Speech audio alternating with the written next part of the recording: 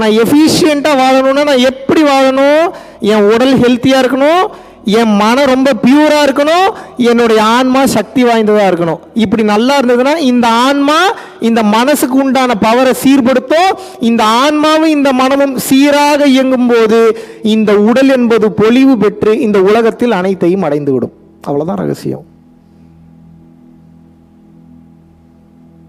இந்திரிய ஒழுக்கம், கரண ஒழுக்கம், ஜீவ ஒழுக்கம், 3 ஒழுக்கம். இதைத்தான் வள்ளலார் சொல்றார். விந்து கட்டுப்பாடு, ஜீவகாருணி அடிப்படை, கருணை நெறியோடு நீ வாழக்கூடிய வாழ்க்கை.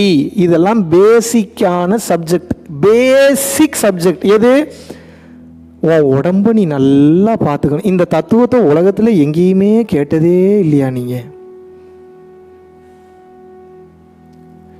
ஏன் இதை உங்களுக்கு அழுத்தம் திருத்தமாக யாரும் சொல்லி கொடுக்கல? ஏபிசிடி சொல்லித்தர முயற்சி பண்ணுறான், ஹிந்திய சொல்லித்தரதுக்கு அர்ஜென்ட் பண்ணுறான். நீ இதைத்தான் படிக்கணும், இந்த சென்டென்ஸை தான் படிக்கணும்னு சொல்லித்தரான். இந்த உடலை எப்படி பேணி பாதுகாக்க வேண்டும் என்று ஏன் யாரும் சொல்லித்தரவில்லை? ஏன்னா அவனுக்கு அஜெண்டாவில் இருக்கு, அதை நீங்கள் இப்போ தெரிஞ்சுக்க கூடாதுன்னு. இப்போ இந்த உடல் மனம் ஆன்மாவை பற்றிலாம் நீங்கள் 1வது 2வதுலேயே படித்து இப்போ நீ எக்ஸ்ட்ரீம் லெவலில் இப்போ உட்காந்து ஆன்மானா என்னன்னு இப்போ நீங்கள் தெரிஞ்சு கேட்டிங்கன்னா, இப்போ நான் பேசுகிற ஸ்பீச் எங்கேருந்து தெரியுமா பேசுவேன்? எடுத்த உடனே பால்வெளி அண்டத்தை தாண்டி தான் பேசுவேன். நான் நீங்கள் பேசவே மாட்டேன். பூமியை பற்றியும் பேச மாட்டேன், 9 கோள்களை பற்றியும் பேச மாட்டேன், இந்த கேலக்சியை பற்றியே பேச மாட்டேன். எடுத்த உடனே அண்டம் விட்டு அண்டம் பாய்வது எப்படின்னா, இப்போ எடுத்த உடனே இப்போ ஸ்பீச் ஸ்டார்ட் பண்ணுவேன். இப்போ அதனால் நான் பேசுகிறத கண்டுபிடிக்க முடியுதா பார்க்குறீங்களா? கிருகிருன்னு பைத்தியம் பிடிச்சிடும் உங்களுக்கு. என்ன ஏதோ பேசிக்கிட்டு இருக்கான்னு. ஏன் பேசிக்கே தெரில உங்களுக்கு. இந்த வாழ்க்கையிலேயே நீங்க திருப்தி அடையல, பரலோக வாழ்க்கையில நீங்க எப்படி உங்களுக்கு எப்படி புரியும்? இப்ப நான் என்னதான் பரலோக வாழ்க்கைன்னு ஒன்று இருக்கு வாடா அப்படின்னா 200% இகலோக வாழ்க்கை வேற, பரலோக வாழ்க்கை வேற. இது பொருளுலகம், அது அருளுலகம். நீங்க பொருளுலகத்திலே இன்னும் நீங்க சாட்டிஸ்ஃபை ஆகல.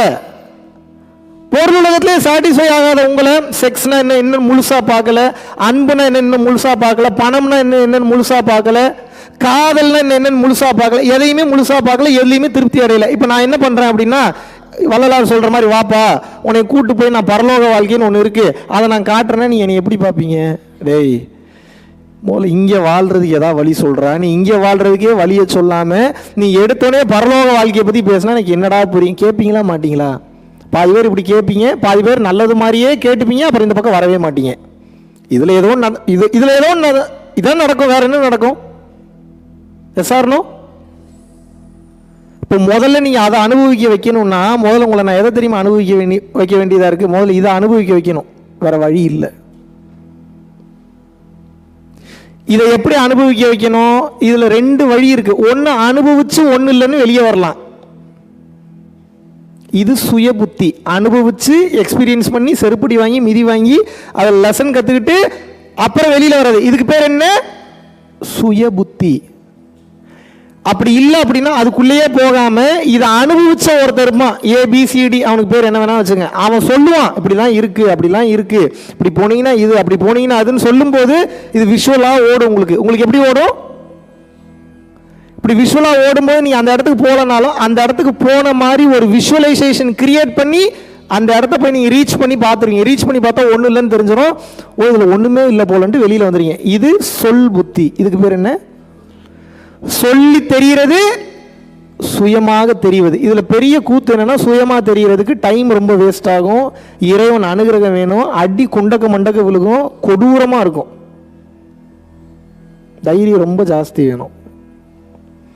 அப்படி இல்லை அப்படின்னா இன்னொருத்தன் சொல்றதுலயே கேட்டு திருந்திடுறது. ஓ இப்படித்தான் இருக்கும் போல. அவன் எவனா வேணா இருக்கட்டும், அவனுக்கு பேர் என்ன வேணா வச்சுக்கோங்க, ABCDEFGHIJKL என்ன வேணா பேர் இருக்கட்டும்.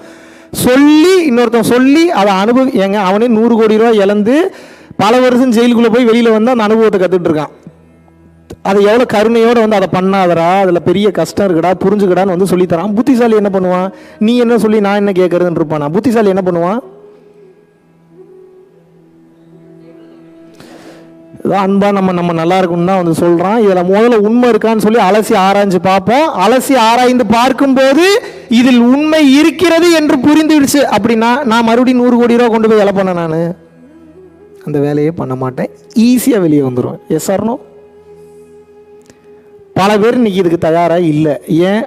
நானாக போய் என் தலையில் நானே ஒரு லோடி மண்ணவாரி கொட்டிக்கிட்டா தான் எனக்கு நிம்மதி, அது வரைக்கும் இன்னொருத்தன் கொட்டினாலும் அதை நான் ஏற்றுக்க மாட்டேன்னு சொல்லி நீங்களாக போய் வாண்டடாக ஒரு லோடு மண்ணவாரி என்ன பண்ணுறீங்க, உங்கள் தலையில் நீங்களே கொட்டிக்கிறீங்க. இதுதான் நடக்குது. ஏன் இது நடக்குது? இதோட இன்டென்சிட்டியை இவ்வளவு ஆழமாக சொல்லித்தரதுக்கு ஆட்கள் இல்லவே இல்லைன்னு கிடையாது, அதிகமாக இல்லை. பார்க்கறதுக்கு என்ன பெரிய ஜெயண்ட் டிவிலாக இருக்கலாங்க. ஜெயண்ட் டிவிலாம் தமிழில் என்ன, ராட்னமா? ஜெயண்ட் டிவில் ராட்னமாக இருக்கலாம். அவ்வளோ பெரிய ராட்னம் 4 நட்டு போல்ட்டில் தான் நின்றுக்கிட்டு இருக்கு. ராட்னத்தை பார்க்குற நீங்கள் இவ்வளோ பெரிய ராட்னத்தை எப்படி கட்டியிருப்பான்? அந்த நட்டு போல்ட்டையும் பார்க்கணும்ல. நட்டு போல்ட்டை யாரும் பார்க்குறதே இல்லை, ராட்னத்தை மட்டுமே பார்த்துட்டு இருக்கீங்க. பிரம்மாண்டத்திலேயே சுற்றுறீங்க, பிரம்மாண்டத்தையே பார்க்குறீங்க, பிரம்மாண்டத்தையே பேசுகிறீங்க, பிரம்மாண்டத்திலேயே செத்து போயிடுறீங்க கடைசியில். இருறா இருறா இருறா நட்டு போல்ட்டுன்னு ஒரு மேட்ரு இருக்குடான்னு சொல்கிறதுக்குள்ளே எஸ்கேப் ஆகிடுறீங்க. எங்கே போய் உங்களுக்கு என்னத்தை போய் சொல்லித்தரது? இத்தனையும் சீரமைக்கப்பட்டுள்ளது, இத்தனையும் கட்டமைக்கப்பட்டுள்ளது. சின்ன சின்ன மேட்டரை விட்டீங்கன்னா அந்த பெரிய மேட்டர் நிற்காது, உங்களுக்கு தெரிய மாட்டேங்குது. சின்ன மேட்டரை ஈஸியாக விட்டுறீங்க, பெரிய மேட்டர்னால உங்களுக்கு பெரிய பஞ்சாயத்து இதனால தான் பின்னாடி வருது. இப்போ நான் என்ன தெரியுமா உங்களுக்கு நான் சொல்லித்தர வர விஷயம் என்ன தெரியுமா? எல்லாத்தையும் அனுபவிங்க. ஆனால் அனுபவிக்கும் போது இதுதான் எண்டுன்னு நினச்சி மட்டும் அனுபவிக்காதீங்க. நீங்கள் எதெல்லாம் இங்கே அனுபவிக்கிறீங்களோ அதை தாண்டி ஒன்று இருக்குது, அங்கே போகணும். அங்கே போகணுன்னா முதல்ல இங்கே வாழணும். ஏன் இங்கே வாழணும்? இங்கே வாழலை அப்படின்னா அந்த ஆசை நல்லா கவனிங்க, உடல் அடுத்த பிறவி எடுக்காது. எது அடுத்த பிறவி எடுக்குது? ஆன்மாவும் அடுத்த பிறவி எடுக்காது. உங்கள் ஆசைக்கு அது எனர்ஜி கொடுக்கக்கூடிய ஃபியூயல் பவர். இப்போ உங்களுக்கு புரிகிற மாதிரி சொல்கிறேனே, இப்போ உங்கள் கார் எடுத்துகிட்டு போகிறீங்க, கார் எடுத்துகிட்டு போகும்போது முடிஞ்ச அளவுக்கு போவீங்க. போனதுக்கப்புறம் உங்களுக்கு வந்து டீசல் இல்லை, அப்போ மீண்டும் டீசல் இருந்தால் தானே உங்களால் காரை மறுபடியும் எடுத்துகிட்டு போக முடியும். அப்போ நீங்கள் எங்கே போகணுன்னு நினச்சாலும் அதுக்கு ஃபியூயலாக இருக்கிறது என்ன? உங்கள் டீசல். S or no? அதுபோல் நீங்கள் இங்கே அடையணும்னு நினைக்கக்கூடிய இந்த மனம் படக்கூடிய இந்த ஆசைகளுக்கெல்லாம் ஃபியூயல் என்ன தெரியுமா? சரி இப்போ நான் வரேன், உன் கூட நான் ஹெல்ப்புக்கு வரேன், சப்போர்ட்டுக்கு வரேன்னு ஆன்மா கூட வருது. நீங்கள் கேட்குறதெல்லாம் இது எனர்ஜி கொடுத்துக்கிட்டே இருக்கும், கரண்ட் கொடுத்துக்கிட்டே இருக்கும். எவ்வளோ பியூட்டிஃபுல்லான ஒரு விஷயம் பாருங்கள். எங்கேயுமே கனெக்ட் பண்ணல, எந்த டிரான்ஸ்ஃபார்மரோடையும் கனெக்ட் ஆகலை, ஆனால் எனர்ஜி மட்டும் எப்படி வந்துக்கிட்டே இருக்குது. ஒரு பொருள் இயங்க வேண்டும் என்றால் இயக்கு விசை அல்லது இயங்கு விசை இருக்கணுமா இருக்கக்கூடாதா? ஒன்று இயக்கு விசை இருக்கணும், இல்லை இயங்கு விசை இருக்கணும். அப்போ இந்த உடல் என்றக்கூடிய இந்த இயந்திரம் இயங்குவதற்கு அந்த அடிப்படையான அந்த ஆற்றல், அந்த அடிப்படையான விசை என்பது எங்க இருக்கு? உனக்குள்ள இருக்கு. அது எங்கேயும் கனெக்ட் ஆகல, ஆனால் கனெக்ட் ஆயிருக்கு. கண்ணுக்கு தெரிஞ்சு கனெக்ட் ஆகல, கண்ணுக்கு தெரியாம கனெக்ட் ஆயிருக்கு. கண்ணுக்கு தெரியாம கனெக்ட் ஆயிருக்கக்கூடிய இந்த ஆன்மா இருக்கு பாத்தீங்களா? இது என்ன பண்ணுனா, இது நல்லதும் இல்லை, இது கெட்டதும் இல்லை. It's kind of energy, it's a fire.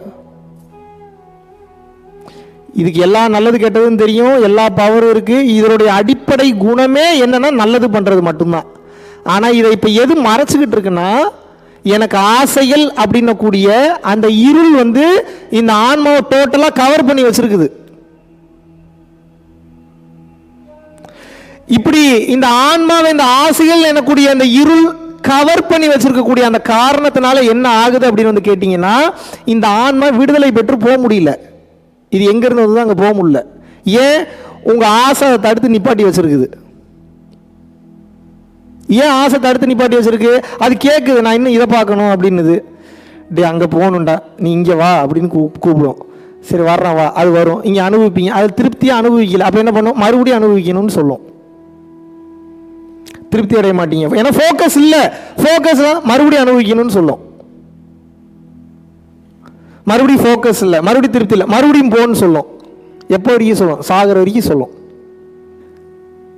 வாழும்போதே இந்த மனசை பக்குவப்படுத்தலை அப்படின்னா, மேபி நீங்கள் ஃபிசிக்கல் ரீதியான விஷயத்தில் ஒரு திருப்தி நிலைக்கு வந்தாலும், பணத்துலையோ பேர்லையோ புகழ்லையோ பொண்டாட்டியோ பிள்ளையோ பேரனோ பேத்தியோ எதுலையாவது உங்கள் ஆசை இருக்குன்னா அந்த ஆசை மறுபடியும் அதில் அதிகமாகிட்டு போகும்.